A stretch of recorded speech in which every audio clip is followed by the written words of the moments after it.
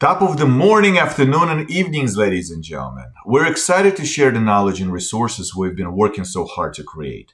To help us expand our reach and contribute delivering to valuable content, we need a small favor. We recently launched our YouTube channel to connect with our support even more professionals.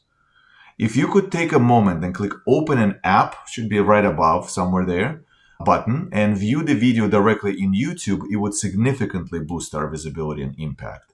Also, please help us grow a community by subscribing to our channel from YouTube and liking our videos, obviously, if you like what you see.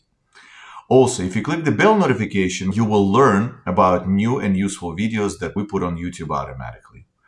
Your support means a lot to us. Thank you for helping us grow. Now, with that being said, let's dive into the video. All right, now let's take a look at the resume formatting. In other words, how do we format the information that we actually put inside a resume? We have four major categories here: typography, format matters, AI-friendly or ATS, and storage. To the right, you will see two examples. One on the left side is my real resume. On the right side is something I had a lot of fun with, putting together. It's the resume you're not supposed to have. Let's just put it that way. And to scare you even further, that was actually a template in Microsoft Word that I pulled out for a resume. It looks beautiful, and it's not going to work for many different reasons. So let's jump into those reasons why, and I'm going to explain it to you. First one, typography. If you notice, I put there as do's and don'ts. Do choose Arial, Calibri, or Times New Roman font. In other words, you don't have to stick to those exact three, but you have to stick to the fonts which are easy to read. Size 10 to 12 points for the font, and a body text and a category names. Do not use calligraphy fonts. I have seen people do that when the fancy looking fonts, that you put in postcards and stuff like that.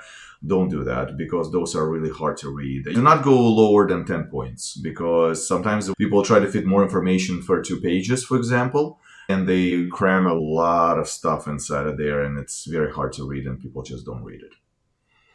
All right, format matters. Do use Microsoft Word or PDF formats whenever you create your resumes. You could use Google Documents as well, and they will be able to save it in one of those formats, because that's what usually pretty much is accepted and what's being taken. Do not use fancy templates with tables or text boxes. Hands the right side of the screen. So I have here my resume, if you can call it, labeled as 2 different areas. You have left side here, you should see my mouse pointer now, where I have my profile, contact, hobbies, and the right side in here as well. The problem with that is what I'm going to jump into the next one. Actually, it's a good segue, is AI friendly or ATS. Most of the websites where you apply for jobs right now, they use some kind of applicant tracking system, or ATS, what they call. It scans your resume, takes these keywords out of there, matches with what they show in a job position, and make sure that this actually is good or not a good candidate. Because think about it, if there are hundreds of people applying for a single position, once again, not to get scared, but to get energized, whenever something like that happens, no one's going to, in the right mind, sit and read all those resumes.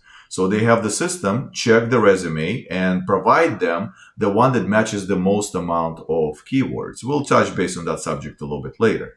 If you have it in 2 columns, like I have it in here in the left and right side, that is going to be a problem, because it cannot discern them.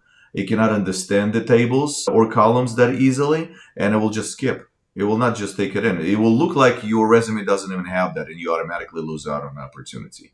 So that is something you want to avoid. Avoid graphics, like picture of me. We had a lot of fun, by the way, taking that picture.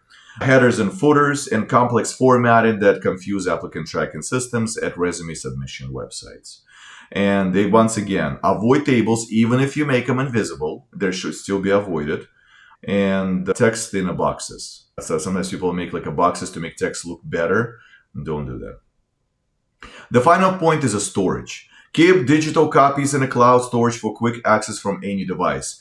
I've lost count how many times I've seen this problem happen. Let's say you're somewhere where you do not expect to talk to anybody that you're looking for a job, and then all of a sudden in a coffee shop you meet your friend who says, oh my god, I work for a company and they're looking for let's say program manager that you are, or someone, right? And can you please send it to us right away? Well, you have two options if you're doing it old school. Come home quickly and try to send it out of your computer, or keeping it by your fingertips. What I mean by that is I keep my resumes in a cloud.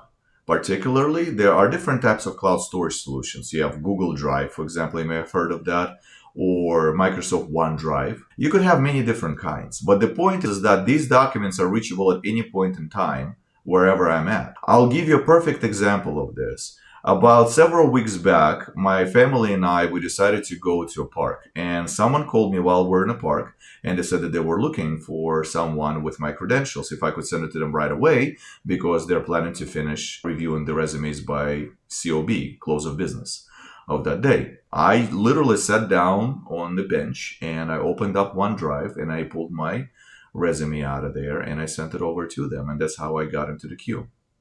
So give it a thought, please. If you don't have it, it's very easy to set up. Most of those drives, they do it for free, at least in the beginning, unless if you want a lot of space. But you shouldn't need this for just a couple of files, and keep it in there so you will be able to send it out.